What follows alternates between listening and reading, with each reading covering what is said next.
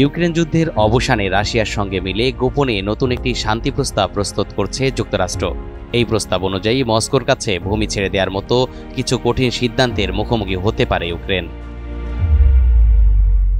মার্কিন সংবাদ মাধ্যম সিএনবিসির এক প্রতিবেদনে এমনটাই জানানো হয়েছে।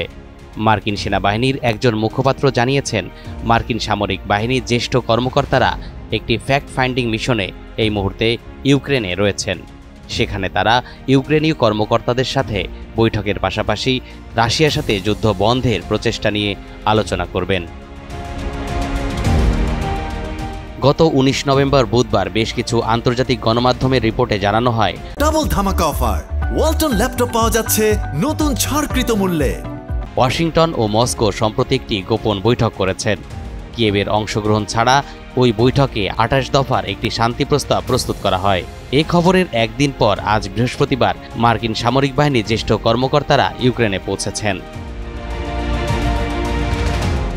ধারণা করা হচ্ছে, শান্তি প্রস্তাবে ইউক্রেনকে রাশিয়ার কাছে তার পূর্বাঞ্চলীয় দোনবাস এলাকা ছেড়ে দেওয়ার কথা বলা হয়েছে। অন্যান্য শর্তের মধ্যে নির্দিষ্ট কয়েক ধরনের অস্ত্র ত্যাগ এবং সামরিক বাহিনীর আকার 50% কমিয়ে আনার প্রস্তাব করা হয়েছে। ইউক্রেনীয় কর্মকর্তাদের বরাত দিয়ে রয়টার্স জানিয়েছে, যুদ্ধ অবসানে যুক্তরাষ্ট্র সমর্থিত এই শান্তি প্রস্তাব এরই মধ্যে কিয়েভে পৌঁছেছে।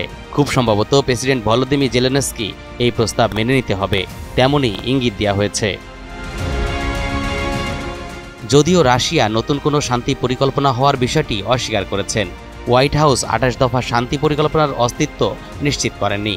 তবে মার্কিন পররাষ্ট্রমন্ত্রী মার্কো রুবিও নিশ্চিত করেছেন যে নতুন প্রস্তাব নিয়ে কাজ চলছে।